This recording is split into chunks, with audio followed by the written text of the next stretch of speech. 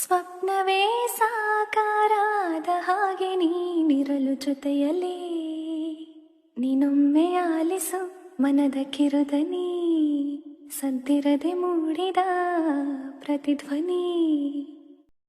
Hello ವೀಕ್ಷಕರೇ, Sandalwood ಪೋಸ್ಟ್ನ ಮತ್ತೊಂದು ಹೊಸ ವಿಡಿಯೋಗೆ ನಿಮ್ಮೆಲ್ಲರಿಗೂ ಸ್ವಾಗತ. ನಾವು ಇವತ್ತು ಈ ವಿಡಿಯೋದಲ್ಲಿ ಟಾಪ್ 12 ಕನ್ನಡ ಧಾರಾವಾಹಿಗಳು ಎಷ್ಟು ಹಾಗೂ ಅದರ ರೇಟಿಂಗ್ಸ್ಗಳು ಏನು ಎನ್ನುವುದನ್ನು ಈ ವಿಡಿಯೋದಲ್ಲಿ ನಾವು ತಿಳಿಸ್ಕೊಡ್ತೇವೆ.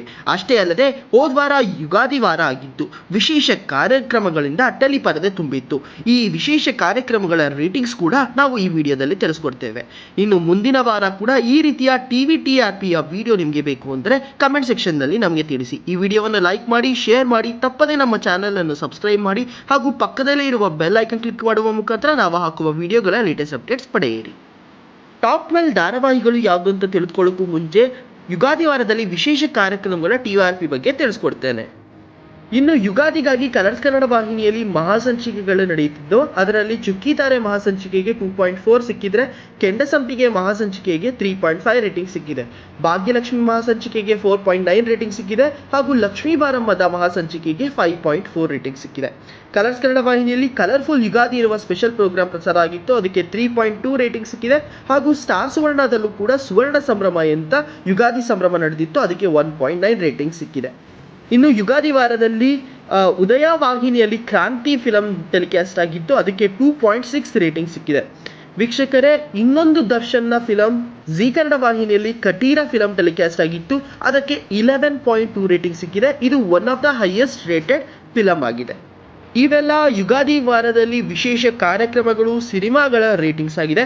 ಹೀಗಾದರೆ ಹೋದ ವಾರ ನಡೆದಂಥ ಧಾರಾವಾಹಿಗಳಲ್ಲಿ ಟಾಪ್ 12 ಧಾರಾವಾಹಿಗಳು ಯಾವ್ದು ಹಾಗೂ ಅದರ ರೇಟಿಂಗ್ಸನ್ನು ನಾವು ಈಗ ತಿಳ್ಕೊಳ್ಳೋಣ ಬನ್ನಿ.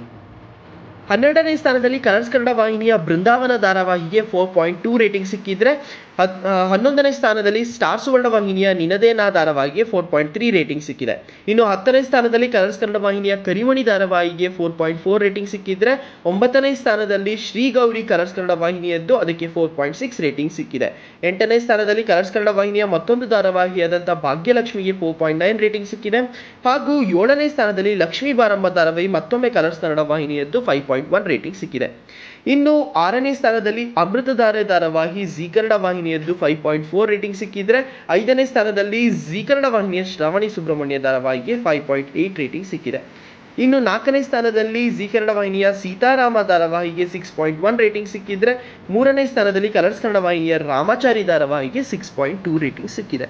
ಇನ್ನು ಒಂದು ಕಾಲದಲ್ಲಿ ಕನ್ನಡದಲ್ಲಿ ನಂಬರ್ 1 ಧಾರಾವಾಹಿಯಾಗಿದ್ದಂಥ ಪುಟ್ಟಕ್ಕನ ಮಕ್ಕಳು ರೇಟಿಂಗ್ಸ್ ಅನ್ನು ಕಳೆದುಕೊಂಡು ಈಗ 2ನೇ ಸ್ಥಾನಕ್ಕೆ ಬಂದಿದೆ 7.4 ರೇಟಿಂಗ್ಸ್ ನೊಂದಿಗೆ. ಹಾಗೂ 1ನೇ ಸ್ಥಾನದಲ್ಲಿ ಕನ್ನಡದ ನಂಬರ್ 1 ಧಾರಾವಾಹಿಯಾಗಿ ಲಕ್ಷ್ಮೀ ನಿವಾಸ ಧಾರಾವಾಹಿಯು 7.9 ರೇಟಿಂಗ್ಸ್ ಅನ್ನು ತಗೊಂಡಿದೆ. ವೀಕ್ಷಕರೇ, ಇದಾಗಿತ್ತು ಈ ವಾರದ ಟಾಪ್ 12 ಧಾರಾವಾಹಿಗಳು. ನಾನು ಹೇಳ್ದಂಗೆ ಮುಂದಿನ ವಾರ ಬೇಕು ಅಂತಂದರೆ ಕಮೆಂಟ್ ಸೆಕ್ಷನಲ್ಲಿ ನಮಗೆ ತಿಳಿಸಿ. ಅಷ್ಟೇ ಅಲ್ಲದೆ ವಿಶೇಷ ಸುದ್ದಿಯೊಂದಿದೆ. ಅದೇನೆಂದರೆ, ಕನ್ನಡದ 2 ಪಾಪ್ಯುಲರ್ ಧಾರಾವಾಹಿ ಕಲರ್ಸ್ ಕನ್ನಡ ವಾಹಿನಿಯ ಅಗ್ನಿಸಾಕ್ಷಿ ಹಾಗೂ ಜಿ ಕನ್ನಡ ವಾಹಿನಿಯ ಗಟ್ಟಿಮೇಳ ಧಾರಾವಾಹಿ ತನ್ನ 2ನೇ ಸೀಸನ್ನೊಂದಿಗೆ ಮತ್ತೆ ಟೆಲಿವಿಷನ್ ಮೇಲೆ ಬರುತ್ತೆ. ಅದು ಯಾವಾಗ ಬರುತ್ತೆ ಅನ್ನೋದರ ಬಗ್ಗೆ ವಿಡಿಯೋ ಮಾಡಿದ್ದೇನೆ, ಅದನ್ನು ತಪ್ಪದೆ ನೀವು ನೋಡಿ. ಅದರ ಲಿಂಕ್ಗಳು ಕೂಡ ಈ ವಿಡಿಯೋದ ಎಂಡ್ನಲ್ಲಿ ನಿಮಗೆ ಕಾಣಿಸುತ್ತೆ.